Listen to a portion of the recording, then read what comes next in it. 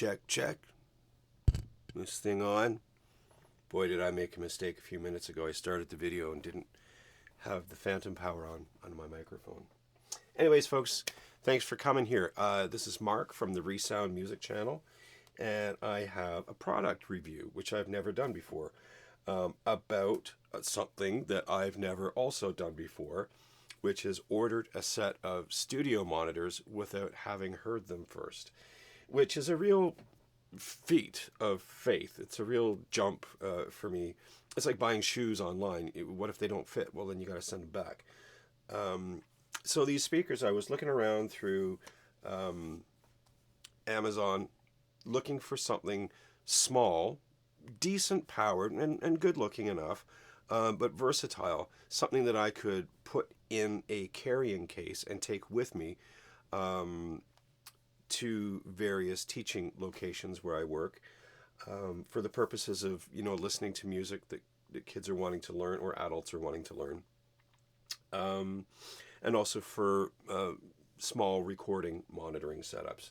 My home studio is equipped with something much more serious than that. Actually, you can see these here. These are Yorkville YSM-1Ps, which are the powered version of the YSM-1As. They're beastly, but they're very heavy and they don't move. They stay here. But these guys, these are really cool. This is what they are. This is the SANYUN SW-228BT bookshelf speaker. And I looked at the specs on it and I thought, well, that's pretty cool. The one main speaker you can see here has this mode button on the top, which is volume/mode. So you can switch inputs. Underneath that, you have a treble and a bass control. Treble and bass can cut or boost by 4 dB. The blue light on here is indicating that I have it paired to my iPhone 12 right now, which was really simple. Took just a couple of seconds. A little beep when it was done. But here's a really cool thing, and I'm sorry for the somewhat inappropriate lighting here. This is set up for my mood lighting for recording. It's not the greatest lighting for this. Maybe I'll think about redoing this at another time. But what you can see here, you have RCA inputs as well. So you can plug your phone or something analog out right into it. You also have the SPDIF coaxial digital audio. There is, the on switch. This is the cable that connects to the satellite speaker. There's a mini USB here, so you can actually plug straight in from your computer if you have a recording interface or something like that. And coolness of coolnesses, there's an optical audio input. I haven't seen optical stuff on anything for a while now. I guess it was a bigger deal when the idea of optical fiber optic stereo, you can do 5.1, I believe you can do 5.2 through it, to connect. It's essentially lossless audio transmission, which is really cool. And even cooler, comes with the fiber optic cable, comes with the RCA to 1/8 inch phone jack, so you can plug this in, jam that right in your phone, and it comes with the USB, the big USB to the little USB, and the little mini USB on there, all on one cable. So there's versatility in this setup that's really cool. If you're integrating this into your home theater, say, or just a listening room, a den or something like that, you can have your analog input. Say you've got an old school iPod or something like that you still like running, stick that in the back. If you've got like a CD player with optical out, stick that in the back too. Or if you sometimes just want to plug in your laptop and stream off your laptop, plug that in too. And here's the other cool bit. It comes with a really cool remote. So I'm going to hold this remote up in my dimly lit environment here. See that? Yeah, looks a little bit like a Fire TV remote. So there's a pair button on here where you hold it down. I had my Bluetooth open on my phone. It paired to my phone, no problem, just about 4 seconds. Volume up and down, track forward and reverse, play, pause, and then 5 different options for your inputs on it. And I'm like, this is really cool. So you've got your optical, your Bluetooth, and your coax. and then like a two-way button for your auxiliary or PC for your USB connection. Really cool. I think this is like super versatile. And like I was saying before about in my recording and teaching studio, that's not this one. I have a set of ART Bluetooth speakers, and they're great. I have them wired into my computer there. But also, if somebody has a song they want to learn and they've got it on their phone, I just say, yeah, Bluetooth it to the speakers, and we'll go. So we don't have to constantly always, stream something like through YouTube or whatever for listening purposes to help people learn these songs. So I'm going to give them a little run here. Now, if you're just listening through your phone or your computer or tablet or whatever, you're not going to hear what I'm hearing here. But maybe, I've got a pretty decent mic up here above my head.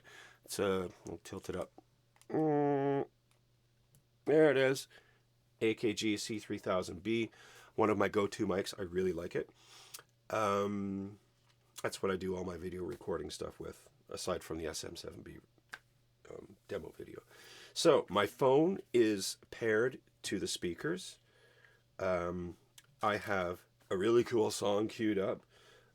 It's one of my songs, and I'm using my song so that nobody can complain about me using their songs for my promotion. And I'm not promoting this, I'm just doing a quick review. So, hit the play button.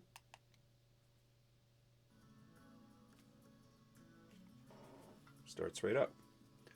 Volume up. I'm gonna hold your pretty face close to my heart. I'm gonna hold on to your memory and pretend we didn't part. I'm gonna hold on to yesterday till I can. I had the when I picked up the speaker, I pulled out one of the wires that connects the satellite speaker to the powered speaker here. So let's crank it up, see what it sounds like. I gotta start to move on, start to get on with my life, with my days. It's pretty good. So here's some bass coming up. Gotta start to figure out how to live without the love we That's impressive. Because it's easier to say. I'm gonna start to nice.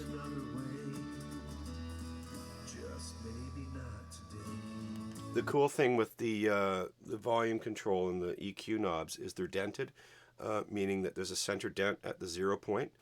So you always know where you are, whether you're cutting or boosting. But most people just turn the EQ stuff all the way up and go, yeah, it sounds good.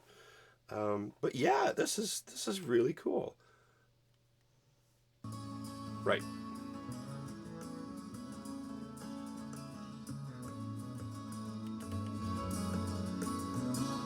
I'm gonna put those feelings on a shelf. I won't save them for nobody else. That's super cool. So I'm controlling my phone playback through the speakers with this remote. Now that song is kind of bass heavy. It's called I'm Gonna Start. But if I go back, I'm gonna go back just quick here into Apple Music. I'm gonna fire up another song here. Quarantango. Quarantango is really bass heavy. It's in E minor, so I'm constantly thunking on that low string on my 4-string fretless, but I'm also using a Roland 808 sample in there, which has got this killer kick. So here is the song. Here is the remote.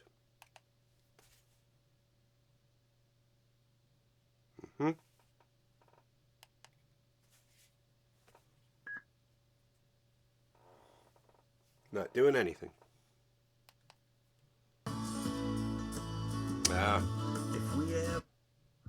Oh, that's why. My bad.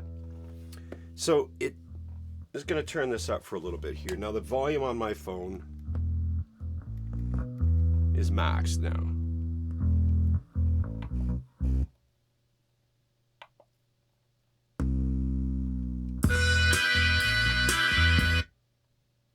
That's not smooth at all.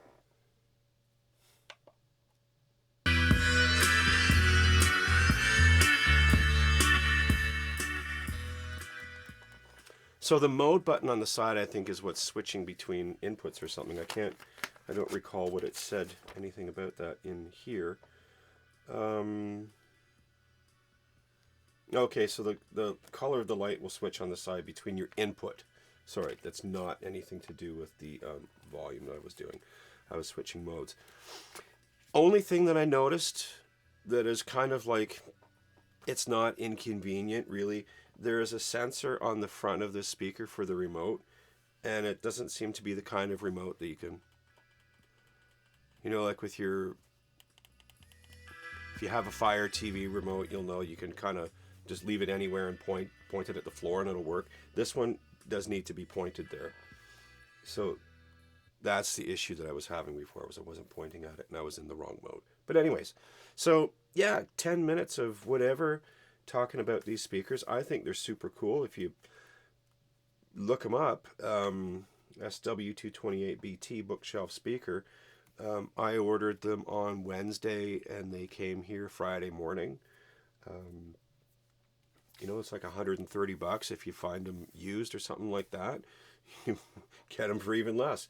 But I think maybe what I'm going to do, not in this video, but in another video, I'm going to come back with some electric guitar, direct into my interface and monitor through these to hear what it's like, and maybe A/B back and forth between my main monitors and these just to see what they're like. But first review on these things, I think they're super cool. They're wickedly versatile.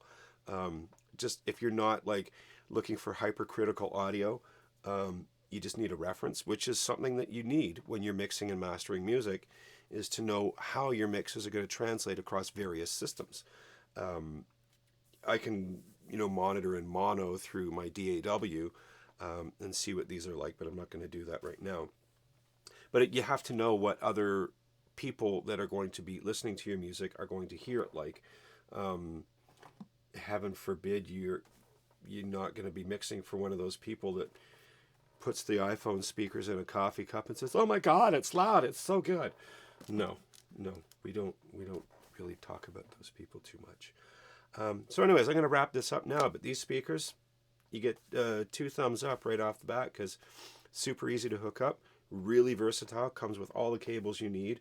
It's just a simple, this is all you need to get started. There's nothing complicated. And I think I'll figure out my mode button when I play with them a little bit more. But yeah, check them out. Way to go, guys. Good job.